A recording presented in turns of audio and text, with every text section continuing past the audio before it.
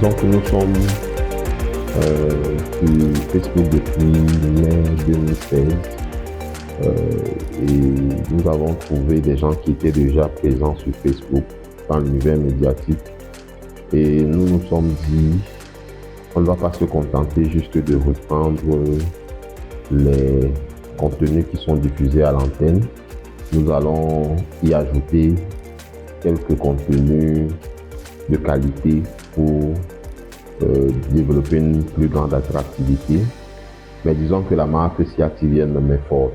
Donc, dès que nous avons lancé CIATV Web, le fait que la marque CIATV est vraiment attachée aux Camerounais qui considèrent que la CIATV c'est leur télé parce que c'est la télé de l'État, il y a eu beaucoup d'engouement.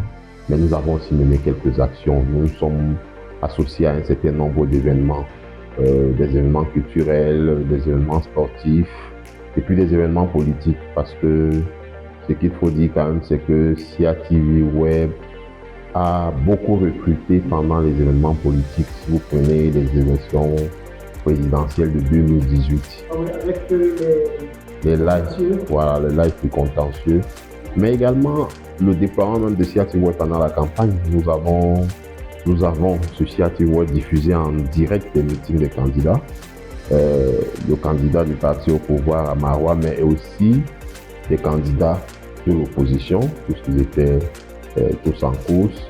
Et ça fait quand même de CIATV Web en ce moment-là sur Facebook un endroit qu'il fallait suivre. Donc ça a été facile en ces premières années-là, 2017, 2018, 2019, de conquérir le public. En plus, on est presque sur tous les grands événements. On est au Qatar pendant la Coupe du Monde et on est à la CAN. Et ça fait que nous avons un contenu qu'on ne peut pas trouver à la télévision, que vous pouvez difficilement avoir à la radio. Donc, CIATV Web est un endroit où on peut trouver des choses qui sont de qualité. Le repère, c'est que tellement de contenus que nous publions sont repris par d'autres, repris professionnellement par certains, mais aussi repris un peu de manière illicite par d'autres qui s'assurent qu'il n'y a aucun indice que ces photos nous appartenaient. Mais on voit très bien souvent sur les photos et sur les vidéos, CIATV Web et bien. Et maintenant, les gens rognent. Il y a parfois un logotype et quand on fait le logotype, peut-être il est difficile de rogner. Mais si je prends par exemple la visite du ministre d'État secrétaire général à Douala, nous étions à presque tous les points. Nos photos, dès qu'elles étaient diffusées, elles étaient reprises par beaucoup d'autres personnes. Ça ne nous dérange pas parce que nous sommes là pour ça aussi, en partie. Alors, comment est organisé le travail à CIATV Web? Est-ce qu'il y a une rédaction spéciale de CIATV Web, comme à CIATV News, CIATV Sport, à la CIATV Radio? Comment est organisée la rédaction? Alors, je tiens à dire, pour être reconnaissant vis-à-vis du management de la CIATV, du conseil d'administration et du directeur général, que CIATV Web est né avant CIATV News et avant CIATV Sport.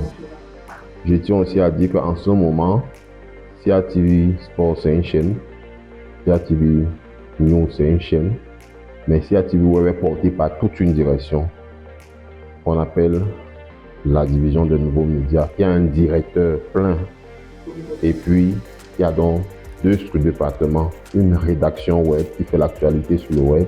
Parce que si vous voyez sur Facebook aujourd'hui, vous voyez une nouvelle page qui s'appelle CIATV Web Info.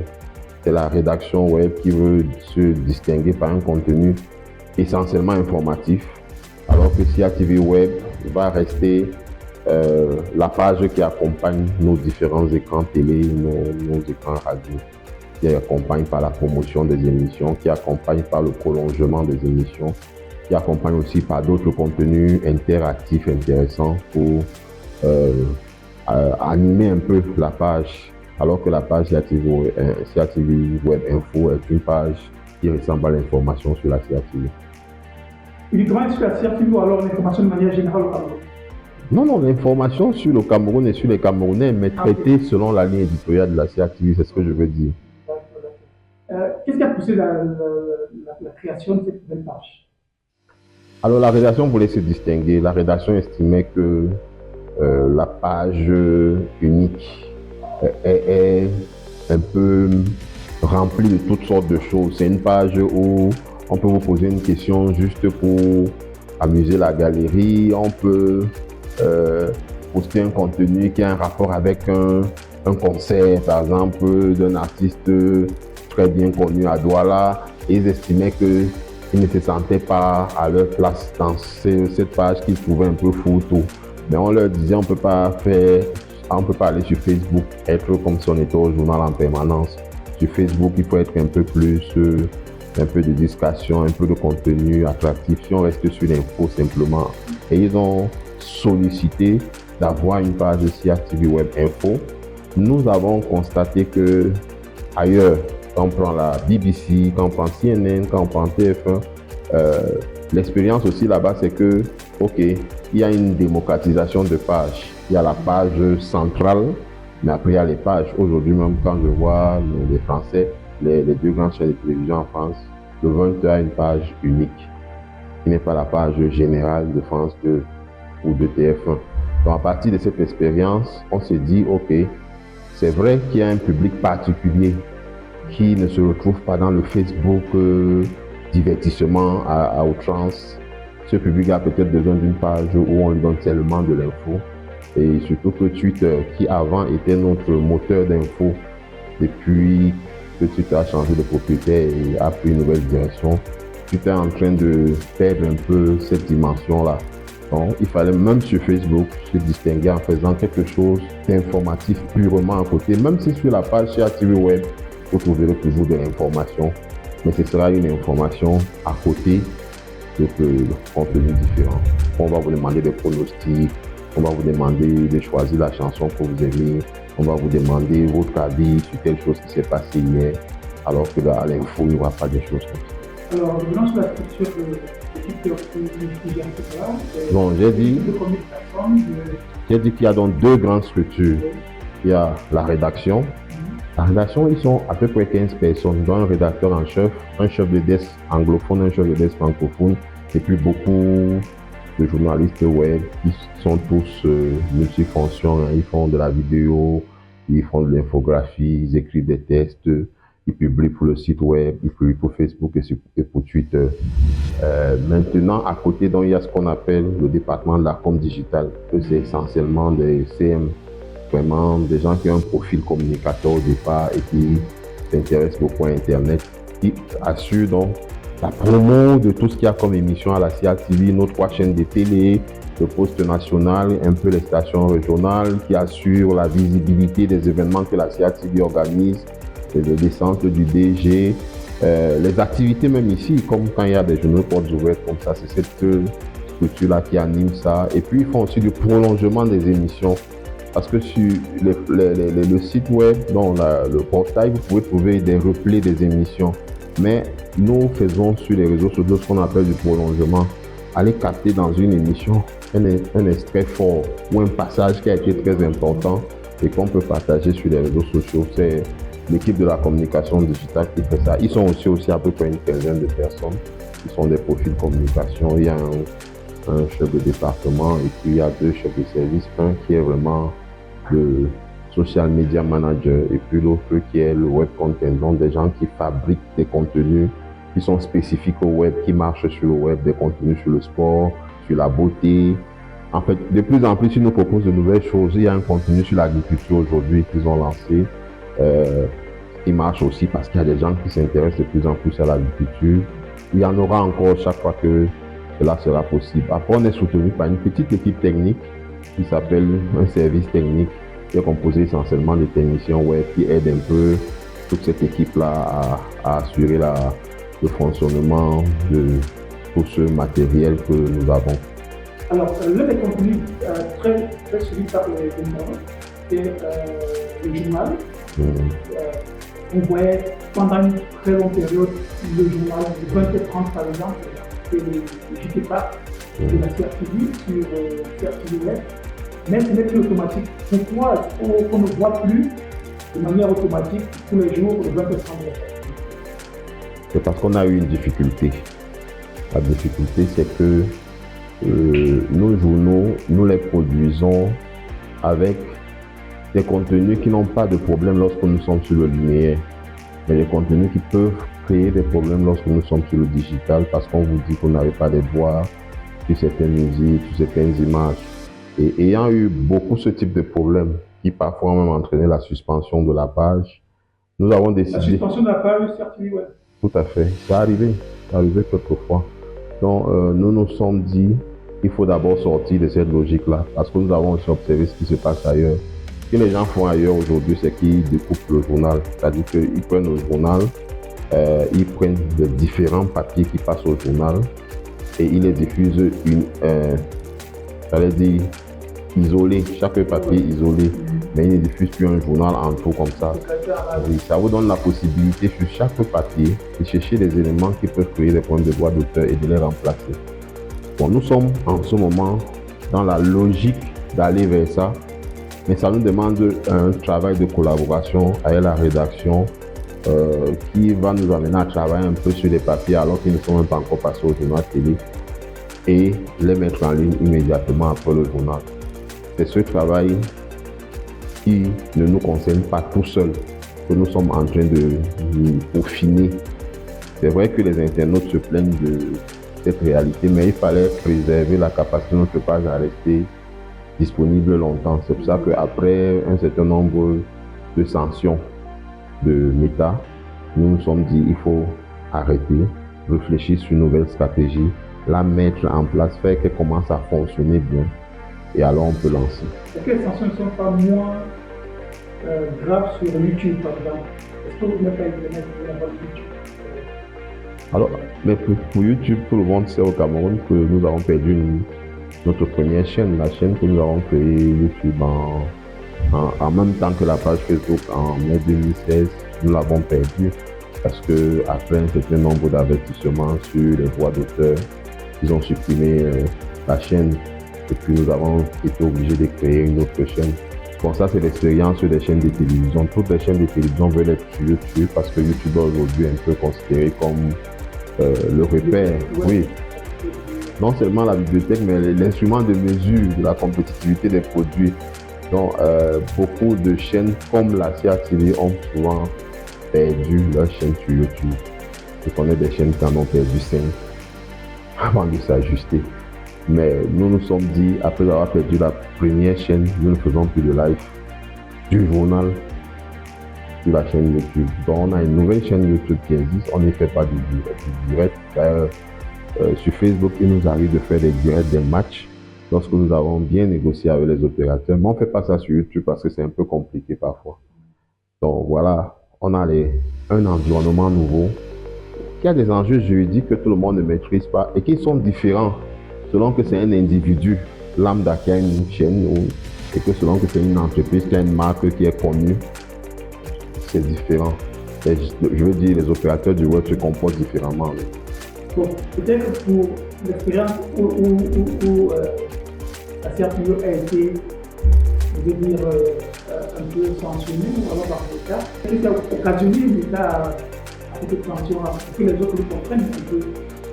Oui. On a commencé à avoir des problèmes pendant le Covid parce que il y avait un discours sur le Covid qui était unanimement accepté dans le monde, qui consistait à dire que les gens qui disent qu'ils guérissent avec les traitements indigènes, ce sont des avant il y avait un terme qui utilise, ce sont des charlatans. Et quand, voilà, et quand nous on mettait ça dans nos journaux, Facebook nous disait que bon, vraiment vous n'êtes pas en train de respecter les règles de la communauté, il y a des choses dangereuses, voilà, il y a des informations dangereuses que vous diffusez. On a commencé à avoir des problèmes avec ça. Après on a commencé aussi à avoir des problèmes. En Afrique, il y avait plusieurs médias qui proposaient les contenus des praticiens ou alors des jeunes qui ont créé des solutions qui permettaient de efficacement contre la COVID. Voilà, et ils nous ont envoyé toujours des avertissements. Après, on a eu des problèmes sur les droits d'auteur. Une musique que quelqu'un prend pour animer son papier avec, ne se rend pas compte que c'est une musique qui est protégée. Après, nous sommes sur CRTV Web et on travaille avec des contenus qui sont fabriqués ailleurs par des gens qui ne sont pas sensibilisés.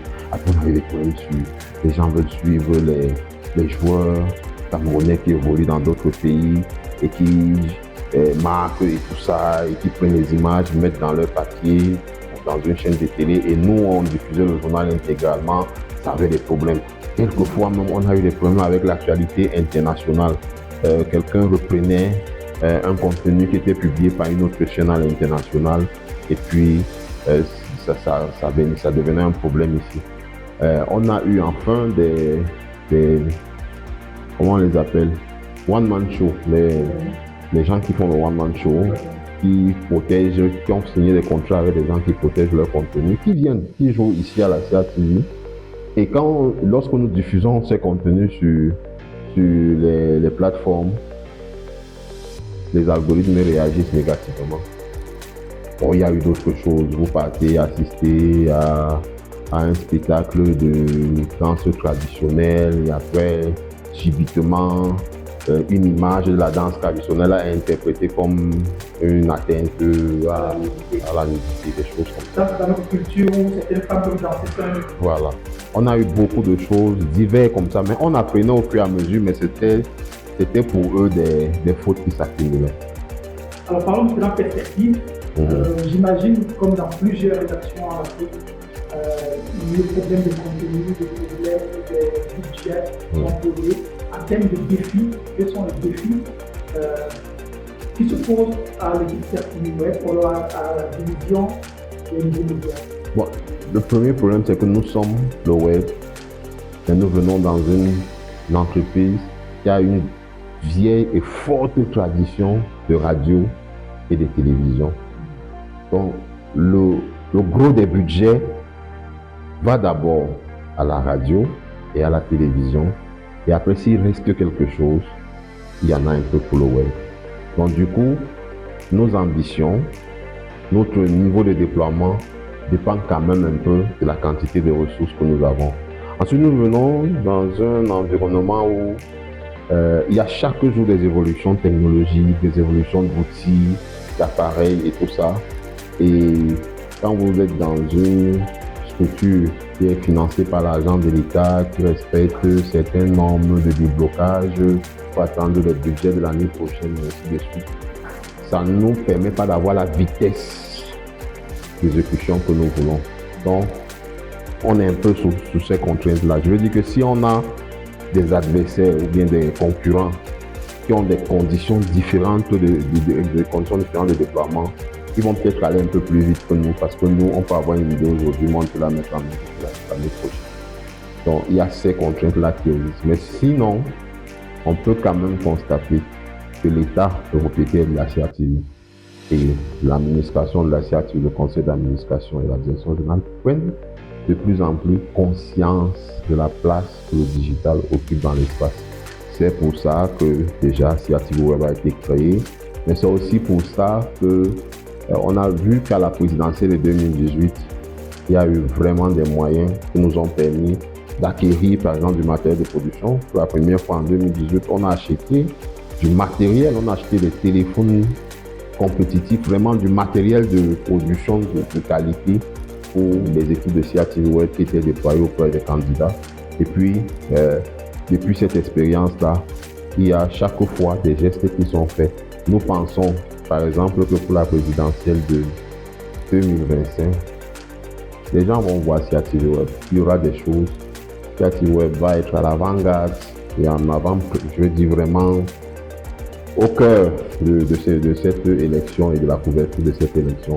Après, nous serons très présents à la CAN, au Maroc. Nous serons très présents dans les prochaines grandes compétitions qui vont se dérouler. Sinon, les perspectives, c'est que ça se développe. Chaque jour, on va aller un peu plus loin. On va avoir des web TV qui vont se créer, des web radios qui vont être créées, ainsi de suite. Bon, il y a par exemple certaines personnes qui disent que il y a certains programmes de CATV Sport ou de GTV qui ne sont pas disponibles sur le web. Alors, la disponibilité des programmes, c'est toujours de bien regarder et de voir si on va pas une question de droit quelque part. Surtout sur le sport et la musique. On a par exemple une émission comme Tantan Week-end que nous avons du mal à diffuser en direct parce qu'il finit toujours par avoir une question de droit quelque part. Donc, on réfléchit juste à prendre des parties pour mettre en ligne. C'est la même chose avec le sport. Ok, je demande pas très bien. Je demande sur la vision et la mission. Est-ce que vous pensez que le top management de la CRTV est déterminant à déployer une stratégie digitale pour la CRTV? Alors, pas seulement pour les contenus. Il y a une stratégie digitale qui a été adoptée pour la transformation digitale de la CRTV. Les contenus sont juste un aspect. Transformer digitalement la CRTV, c'est surtout l'outil de production qui doit être complètement digitalisé. C'est surtout les circuits de collaboration entre le linéaire, le classique et le numérique, le digital. Les circuits à mettre en place en termes d'automaticité de mise en ligne qui sont en train d'être construits. De manière que, par exemple, tout ce qui se fait à la télé, tout ce qui se fait à la radio arrive dans une base de données qui permet de mettre rapidement les choses qui sont passées là-bas en ligne sur le digital, qui permet de multiplier par exemple les directs, ainsi de suite. Il y a une architecture technique qui a été adoptée dans un plan digital sur 3 ans qui a commencé à être mise en œuvre avec le budget de 2025 et qui va permettre d'ici 2027 arriver à un niveau où je veux dire que quand on voit comment l'organigramme de la CRTV sera structuré, le digital peut devenir la partie la plus importante du système. Merci encore. Il y a un mot à dire aux téléspectateurs ou alors aux internautes, aux mobinotes de Digital South Africa et également de la CRTV. Ce sera le cas en termes de perspective. On a suivi que les élections 2025 seront vraiment une occasion de démonstration de force. Quoi le message? Alors, c'est d'être souvent un peu patient envers nous. Nous sommes la CRTV. CRTV Web, c'est la CRTV. Donc, CRTV Web n'est pas hors de la CRTV.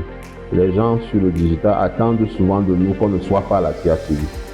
Or, nous sommes la CRTV avec sa ligne éditoriale, avec ses axes de traitement de l'information, avec ses thématiques. Donc, nous ne sommes pas autre chose que la CRTV. Nous sommes d'abord la CRTV, mais qui est sur le web, sur la toile, sur les plateformes. Nous ne sommes pas un autre média sur les plateformes. Nous sommes toujours la CRTV. Nous faisons ce que la CRTV fait. Nous prolongeons la CRTV que nous connaissions déjà à la radio et à la télé sur le web, avec peut-être le sens de respecter l'esprit du web, l'environnement du web, sans perdre notre identité de CRTV. Et quand on vient sur la CRTV, je lis beaucoup les réactions. Les gens nous disent vraiment nos impôts, est-ce que vous faites vraiment de nos impôts? Oui, nous faisons de vos impôts ce que vous avez décidé de faire par le vote que vous avez fait. Alors là, tu me rappelles une question sur la médiation. Est-ce que ça continue toujours à l'écoute des besoins des internautes à la CRTV? Oui, à la CRTV, on écoute beaucoup ce que les internautes font. Beaucoup. Il y a toute une structure à la CRTV qui s'appelle la DREP, dirigée par le docteur Richard Wonon, qui prend en compte tout ce qui est dit par les internautes, qui synthétise et envoie presque chaque mois des rapports dans toutes les directions de contenu, que ce soit à la radio, la télé, sur le web, pour dire voici ce que les internautes disent. Mais à la CRTV, il ne faut jamais que les Camerounais oublient ça. Nous avons 2 types de patrons. Notre premier patron, c'est le public, l'ensemble des téléspectateurs, des auditeurs et des internautes. Mais si on dit ça comme ça, ça va être confus. Parce que avoir 30 millions de personnes pour patron, c'est difficile, on ne va pas savoir qui écouter. Alors quand on veut savoir qui on écoute, on cherche à savoir qui est-ce que ces gens-là ont élu. Et les gens qu'ils ont élus sont leurs représentants. Ils parlent en leur nom. Ils sont dans nos patrons directs. Et quand ils nous disent ce que nous devons faire, nous le faisons pour respecter leur vote. Merci à la CRTV de nous avoir accordé cet entretien qui nous permet de comprendre comment fonctionne la direction des médias et de la stratégie de la plateforme digitale. Merci encore. Merci, nous nous sentons très honorés de prendre la parole dans l'espace que Digital Business Africa nous offre. Digital Business Africa s'est imposé dans le continent comme une plateforme de visibilité, mais aussi de référence sur les mutations digitales qui sont en train de se dérouler sur le continent. Alors prendre la parole dans cet espace, pour nous, c'est une opportunité que nous prenons avec beaucoup de sérieux. Nous encourageons Digital Business Africa et nous disons merci pour l'intérêt que vous portez à CRTV Web. Merci. On reste ensemble. Merci.